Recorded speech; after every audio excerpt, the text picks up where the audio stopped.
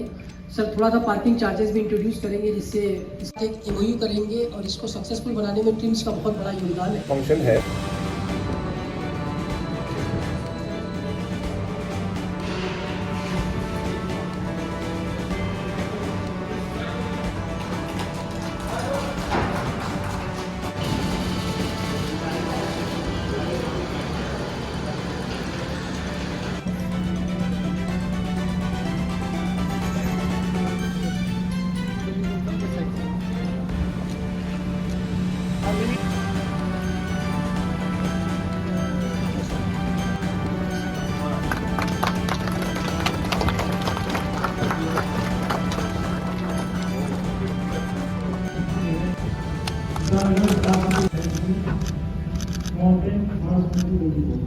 Parking lot के लिए तो कांग्रेचुलेशन कहना चाहूँ, वेरी इनोवेटिव आइडिया लोग के लेके आए हैं सर। लेकिन सबसे बड़ा सवाल है कैपिटल कॉम्प्लेक्स ईटानगर के लिए, जहाँ पे ऑलरेडी दो स्ट्रक्चर बनके जो मल्टी स्टोरी वाला है, कि ये सेक्टर में एक गंगा का और APST वाला। सर अभी टाइम पे टाइम देते जा रहा है, कब उसे इनोग्रेट किया जाएगा? ऑलरेडी स्ट्रक्चर कंप्लीट हो चुका है उस पर। स्ट्रक्चर कंप्लीट है तो मैं बात कर लेता हूँ, 2-1 दिन में ही कर देता हूँ। अगर स्ट्रक्चर कंप्लीट है तो 1-2 दिन में ही कर देता हूँ। सर इसकी ऐसी प्रोजेक्ट्स हमने देखे 5 इयर्स की मेंटेनेंस होती है, बाद में ये डिफंक्ट हो जाते हैं, तो इसके लिए आप लोग की सरकार किसको हैंडओवर करेगी ये इसकी मेंटेनेंस के लिए, अगर 5 इयर्स के बाद? इसका already I think already MOU में इसका पार्ट होगा, क्योंकि ये आर्टिफिशियल इंटेलिजेंस ड्रिवन है और साउथ कोरियन का जो टेक्नोलॉजी है, तो इसका एक सोल्यूशन तो होगा। इसमें ज़्यादा कॉम्प्लिकेटेड वाला बात नहीं है। ये एक्चुअली टेक्नोलॉजी सिंपल है, उतना कॉम्प्लिकेटेड नहीं है इसमें। सीएम साहब, पूरा अरुणाचल में सबसे हाईएस्ट जो हम लोग ट्रैफिक का पार्किंग का इशू समस्या झेलते हैं कैपिटल में, आप लोग भी झेलते होंगे। जब आप लोग का कारकेट जाता होगा, लोगों को बहुत दिक्कत होता है।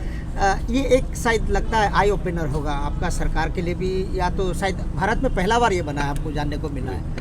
तो क्योंकि आप ऑलरेडी 2 पार्किंग लॉट बना के कंप्लीट करके रखा हुआ है, एक हायर सेकेंडरी स्कूल के सामने में, एक गंगा मार्केट में, तो क्या उसको हम बेनिफिट करवाएंगे और तेजी तक कर पार्किंग लॉट को भी इम्प्रूव करवाएंगे? क्या आप क्या प्लान कर रहे हैं उसके लिए?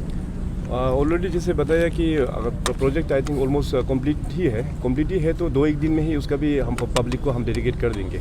और आने वाला दिनों में भी पार्किंग जहाँ तक मतलब जहाँ मार्केट्स है उसमें भी इस तरह का इनोवेशंस करके मार्केट हम लोग ये पार्किंग प्लेस हम लोग बनाएंगे। यहाँ की जो अपना स्मार्ट सिटी जो कॉरपोरेशन है उसके साथ में मिल के आने वाला दिनों में मैं चाहता हूँ कि पब्लिक को कहीं प्रॉब्लम नहीं आना चाहिए पार्किंग को लेके। अरुणाचल खास करके ईटानगर का जनता का एक रिक्वेस्ट है, क्योंकि पेमा खांडू जो बोलता है बार बार कि अब जो शॉपिंग मॉल बनेगा ईटानगर में, पहले बहुत बन चुका सर, इशू अलग था, अभी सिचुएशन कुछ और है, परिस्थिति कुछ और है, आपको भी तकलीफ होगा। तो शॉपिंग मॉल्स वगैरह, मार्केटिंग कॉम्प्लेक्स वगैरह को क्या स्ट्रिक्ट डायरेक्शन दिया जाए कि आपका पास पार्किंग नहीं होगा तो आपको अलॉटमेंट नहीं दिया जाएगा, आपको ट्रेडिंग लाइसेंस नहीं दिया जाएगा? आपका सरकार उसके लिए कुछ प्लान करेगा सर फ्यूचर में? एक्चुअली ईटानगर के लिए बिल्डिंग बायलॉज भी ऑलरेडी बहुत पहले ही अप्रूव करके रखा हुआ है सरकार ने, बट उसको प्रैक्टिकली शायद रोल आउट उस प्रकार से हो नहीं पाया। अभी जैसे सिटी जो है काफ़ी रैपिडली ग्रो हो रहा है, तो इसमें हम लोग जहाँ जहाँ शॉपिंग कॉम्प्लेक्स वहाँ बनाएंगे, उसमें तो मैंडेटरी होगा कि उसका बेसमेंट में ये पार्किंग का भी प्रोविजंस हो। मैं डिपार्टमेंट को, ULB डिपार्टमेंट और टाउन प्लानिंग डिपार्टमेंट को इंस्ट्रक्शन देता हूँ कि आने वाला प्रोजेक्ट और डिस्ट्रिक्ट एडमिनिस्ट्रेशन के साथ में भी मिलके उसका मास्टर प्लान भी इवन टाउन प्लानिंग जो है उससे एक्चुअली अप्रूव होना है, तो इसको अभी सिस्टमेटिक में हम लोग लेके आएंगे। एक पॉलिटिकल सवाल है सर, क्योंकि चुनाव चल रहा है। कल आपने काफ़ी कैंडिडेट्स एस्पायरिंग 170 कैंडिडेट्स था कल, आपने बोला कि टिकट नहीं मिलेगा तो पार्टी छोड़ के मत जाना। सर सबको बीजेपी में ही फंसा के रखेंगे क्या? नहीं, देखिए वो तो जाना नहीं जाना तो उन लोगों का अपना एक इंडिविजुअल अपना एक इच्छा है, किसी को हम लोग पकड़ के रख नहीं पाएंगे। मगर पार्टी का अभी ये कहना है कि थोड़ा सा अभी पार्टी को थोड़ा सा ग्रोथ होना है, संगठन को अभी आगे बढ़ाएंगे।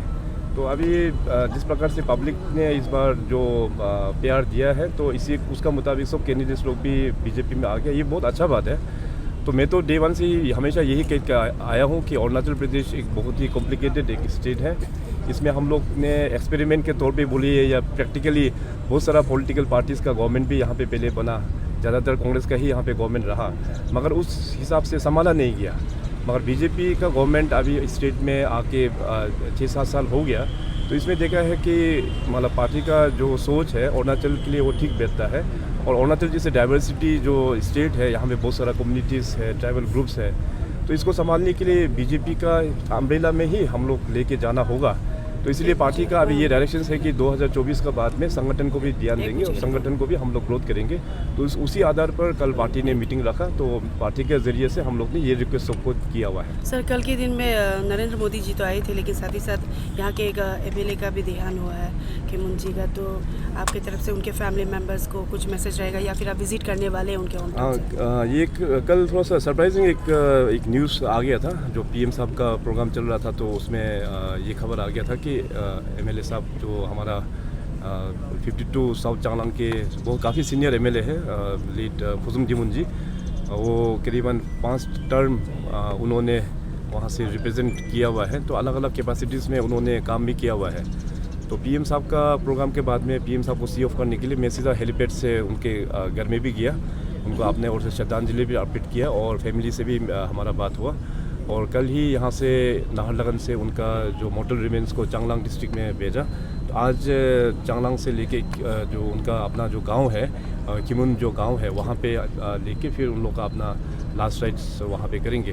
तो चुनाव का मामला है, मैं थोड़ा सा बिजी हूँ, मगर मैं यहाँ से अपना जो वहाँ के लोकल जो उनका साथी विधायक है डिप्टी स्पीकर साहब तेसम पोंगते जी को मैं यहाँ से भेजा हूँ। तो काफ़ी एक दुखित था उनके निधन होने से, सभी को ही काफ़ी एक दुख का एक माहौल तो है, मगर अभी ज़िंदगी है, ज़िंदगी को आगे भी बढ़ाना है, सभी का अपना काम है। तो ये काफ़ी एक दुखद घटना तो हुआ।